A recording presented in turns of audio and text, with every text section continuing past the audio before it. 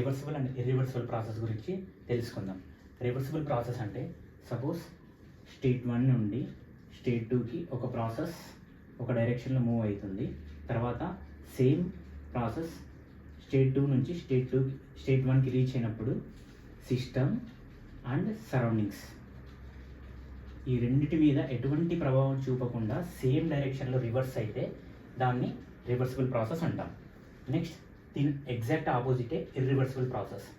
Suppose state 1 నుండి state 2కి ఒక ప్రాసెస్ మూవ్ అయినప్పుడు and at the same time state 2 నుంచి స్టేట్ 1కి రివర్స్ డైరెక్షన్లో వెళ్ళినప్పుడు సిస్టమ్ అండ్ సరౌండింగ్స్ మీద ప్రభావం చూపితే అది ఇర్రివర్సిబుల్ ప్రాసెస్. ఫ్రిక్షన్ అనేది main reason to convert reversible process to irreversible process. So friction ఉండడం వల్లనే ప్రాసెస్ అనేది ఇర్రివర్సిబుల్ ప్రాసెస్ అవుతుంది. సో యాక్చువల్ వరల్డ్ యాక్చువల్ సినారియాలో అన్ని ప్రాసెస్లు ఇర్రివర్సిబుల్ ప్రాసెస్లే. కానీ మనం రివర్సిబుల్ ప్రాసెస్ ఎందుకు తీసుకుంటామంటే ఇది ఐడియల్ ప్రాసెస్ అనమాట. సో మనం అనాలిసిస్ ఈజీగా అవుతుంది, మనం చేసే అనాలిసిస్ ఈజీగా చేయగలము. అండ్ రివర్సిబుల్ ప్రాసెస్ అనేది హై ఎఫిషియన్సీ. సో మన యాక్చువల్ ప్రాసెస్ అన్నీ ఈ రివర్సిబుల్ ప్రాసెస్కు అచీవ్ చేయడానికే ట్రై చేస్తూ ఉంటాం అనమాట మనం. సో అది రివర్సిబుల్ అండ్ ఇర్రివర్సిబుల్ ప్రాసెస్ యొక్క డెఫినేషన్స్.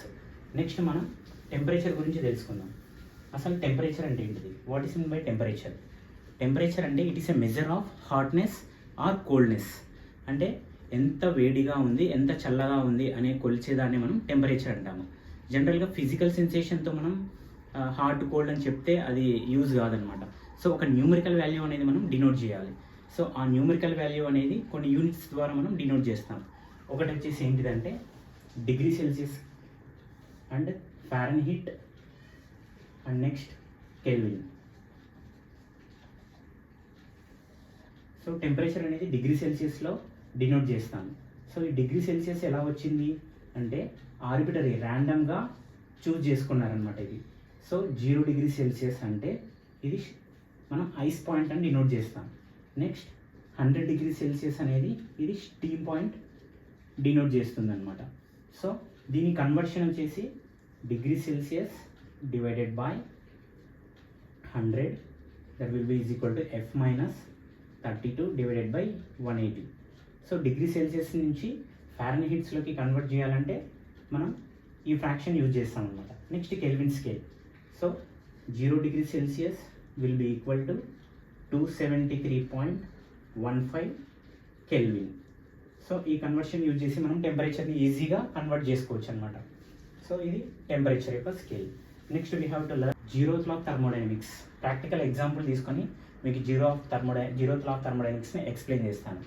సపోజ్ మనం ఒక రూమ్లో హాట్ కాఫీ కప్పు తీసుకుంటాం అండ్ రూమ్ టెంపరేచర్ వచ్చేసి జనరల్గా 25 డిగ్రీ సెల్సియస్ అలా ఉంటుంది. కప్ కాఫీ వచ్చేసి ఒక 90 డిగ్రీ సెల్సియస్ ఉంటుంది. సో ఒకటి గుర్తుపెట్టుకోవాలి మీరు, హీట్ ట్రాన్స్ఫర్ అనేది ఎప్పుడు జరుగుతుంది అంటే ఒక బాడీ కాఫీ అనేది హై టెంపరేచర్ ఉంటుంది, సపోజ్ 90 డిగ్రీ సెల్సియస్ ఉంటుంది అనుకోండి.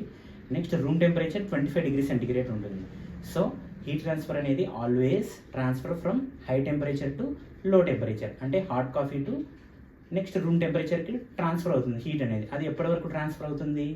ఎప్పుడైతే both will reach thermal equilibrium. Thermal equilibrium అంటే both will reach at the same temperature.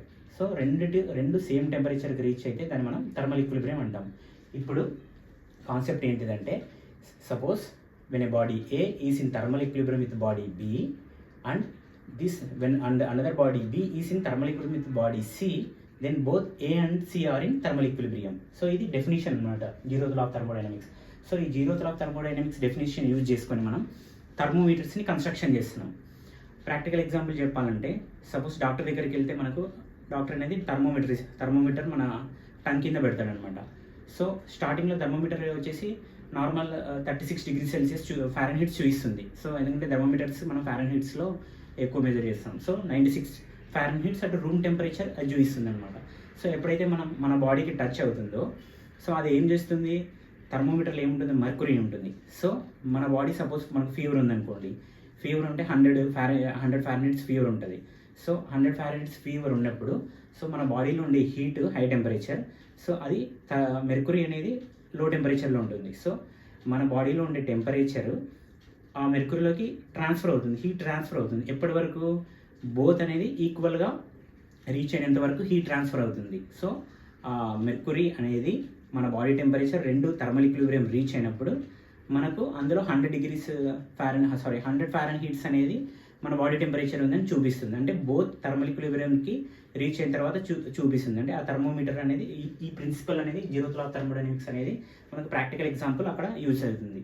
So definition వచ్చేసి when a body A is in thermal equilibrium with body B and body B is in thermal equilibrium with body C separately, then both A and C are in thermal equilibrium. So ఇది zeroth law of thermodynamics యొక్క